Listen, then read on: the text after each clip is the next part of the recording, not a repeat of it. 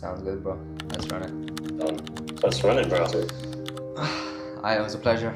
It was a pleasure meeting Yes, you, sir, it was. Nice seeing you, bro. You guys. See you, bro. Peace. Damn, just wrapped up a onboarding call. Honestly, I wasn't expecting to.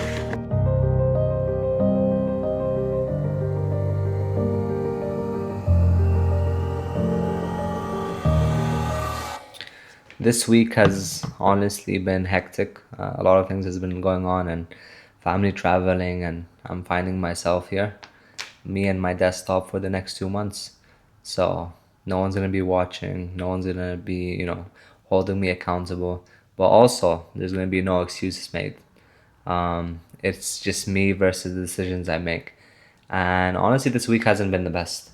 And I noticed something about myself, and it's something that I've been struggling with in the past as well. And for example, today, I started the day, I woke up late, I wasn't able to wake up in the morning. At the time I promised myself to wake up. And because I didn't wake up at the time I promised myself to wake up, I have this habit where I convince myself because the day didn't start perfectly, then the day is ruined. And in order for me to be productive that day, everything has to be perfect. And it's just an illusion your mind plays with you. I tell myself if I wake up early for Fajr, get the workout in, get breakfast in, have some 4 hours of deep work, then everything's gonna go well throughout the rest of the day, and everything has to perfectly align with the schedule. But the reality is that's never gonna happen. And then you fall to this other trap. You convince yourself that the next day is gonna be better. That the next day, because you're gonna wake up early, because you're gonna do so and so, the whole day is gonna be productive. But again, that day is never ever going to come. It's never gonna be perfect. And I think it's just perfectionism disguised as productivity. You feel like you're being productive because everything is perfect and you have this very rigid schedule.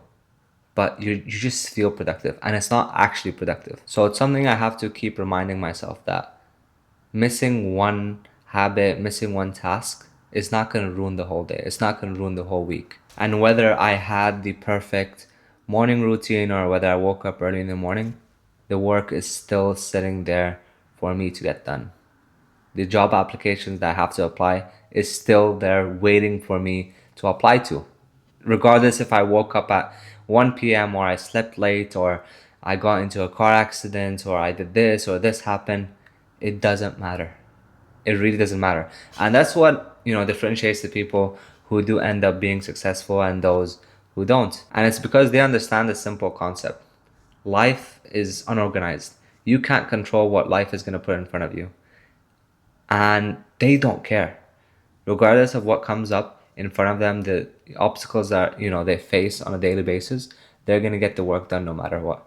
And the people who are not successful, the people who can't overcome those obstacles, keep delaying it day after day, week after week, month after month, year after year. And then they find themselves in the new year telling themselves, this is going to be the year that I'm actually going to lock in. But that cycle is going to keep repeating itself until you change the mindset. And I think that's a rule for everything, whether it's business, whether it's personal development, whether it's content, whether it's your relationships with people. The first version is supposed to be messy.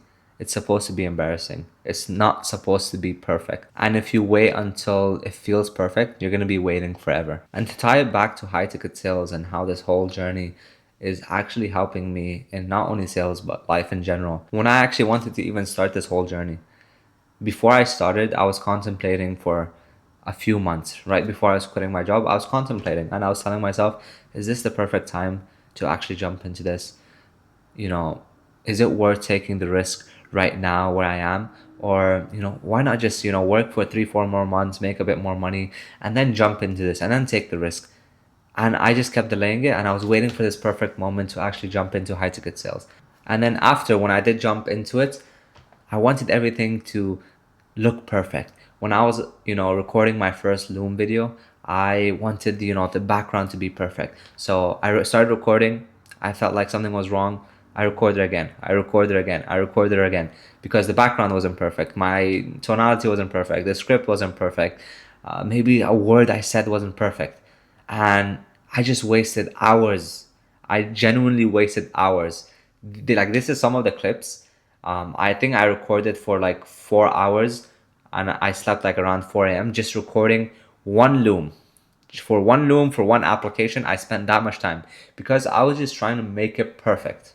So my biggest takeaway is, instead of asking myself, how can I make this perfect? How can I make this Loom video perfect? How can I make this YouTube video perfect? I've started asking, what can I learn from this attempt? What can I learn from this specific video I recorded, or the specific Loom I recorded, or the specific interview I recorded? What can I actually learn from that experience, even when I was not ready? Because at the end of the day, every attempt is going to teach you something, which means you're basically never going to lose. You're either going to get the outcome you wanted, or you're going to get information that's going to help you on the next Loom video. It's going to help you moving forward. And this all just ties down to just the basic concept. If you show up every day, put effort every day, regardless of the situation, regardless of it being a perfect time, or if you had, the perfect routine, or if you woke up early in the morning, if you show up every single day and you improve 1% every single day, you're gonna find yourself being a completely different version of yourself.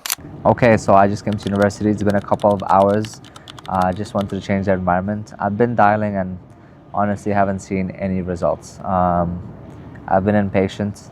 Uh, Obviously, I want to make money. I want to be able to set people. And it got me thinking, man, most people get patience and urgency wrong, and just balancing between that. Most people are very patient when it comes to actions that they control. For example, wanting to go to the gym, they delay it for tomorrow. They're like, you know what, I can go to the gym tomorrow. But then we're very impatient in terms of the outcome. We want to get in the greatest shape of our lives, but we don't want to put in the action. And the key thing to know here is, the outcome is not in your hands. What's in your control is the actions you need to take. And at the end of the day, you know yourself as a person. You know the things that you have to do. You know what will help you, get a step closer to that goal of yours. You know it, right? No one needs to tell you. And the problem is, we stress about the outcome. The outcome is never in your hands. The outcome is in God's hands. The outcome would never be in your hands, right? So what's the point of even stressing about it? The only thing that you need to stress about and be urgent about is the actions you control. And then you have to be patient with the outcome, because that's not in your control. I've been in high ticket for now 1 month, right? And I've been on a couple of offers. And a lot of times the offers are pretty bad. And I just have to keep reminding myself that I should be patient, and eventually something's gonna come for me. But at the same time, be very urgent on the things I have to do, like improving my skill set, putting in the reps every day on the offer I am, regardless of how I feel. I live with growth operators, so it's like they always talk about getting it and how it's cracked.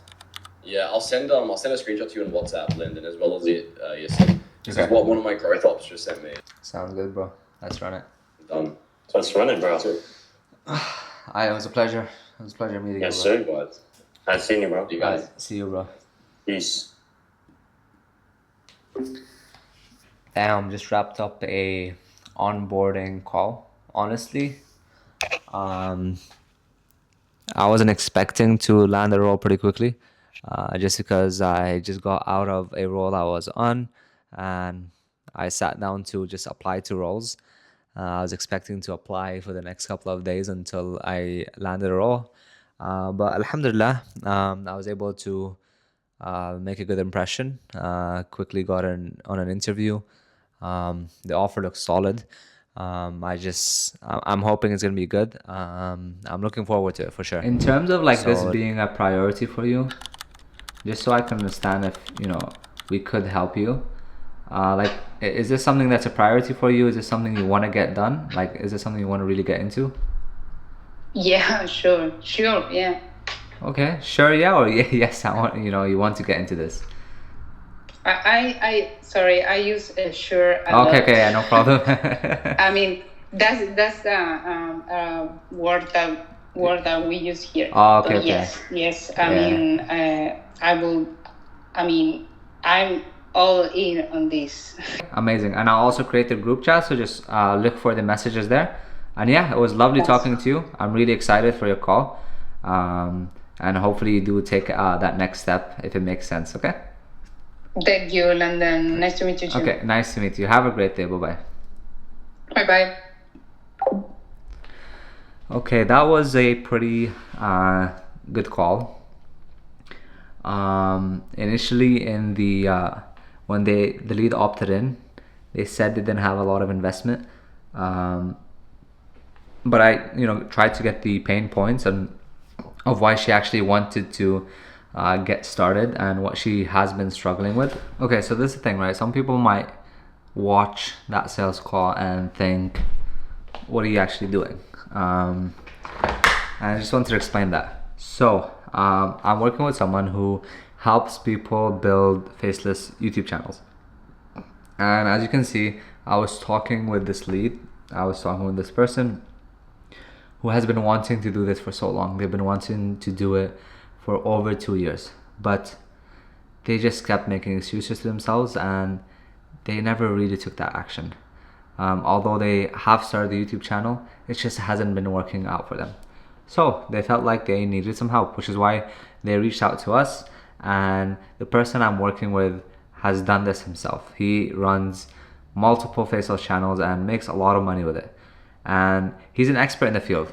So that's why she decided to reach out to us after seeing a video of him or seeing an ad of him, for example, right? So what my job pretty much is to understand their situation, first of all, see that if we can actually help them out, see if that, they need the help. Sometimes people don't need the help, right?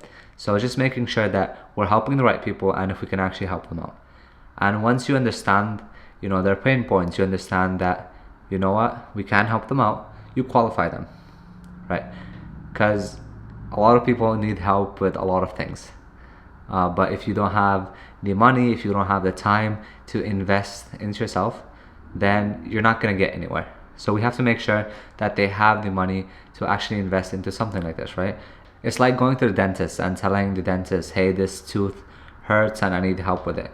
And the doctor asks, okay, we're going to perform a surgery in 1 week. But you say, oh, I'm not ready, I don't have time for that, I'll be traveling, this and that and that. Well, what is the doctor going to say? Okay, so I can't help you. And that's pretty much what we're doing. You're a doctor. You're trying to find the pain. You're trying to find what the issue is. Once you understand the issue, and as an expert yourself, you know if you can help that person or if you can't. So after you find out that if you can help that person, you decide to do the surgery or you decide to do that operation. And that's pretty much my role. I would qualify them and then pass it on to the closer. So what does the closer actually do? The closer is the one who actually takes the payment. I give them all the information. It's like when you go to the doctor, first you're gonna have to meet with the nurse. The nurse checks like a surface level of your health, your height, your weight. And once she has that data, she passes it on to the doctor and the doctor prescribes the medication. It's the exact same way. So I pretty much qualify. I do the surface level observation and understand the client, and then I pass it on to the closer and then the closer takes the payment. So that's how it pretty much works.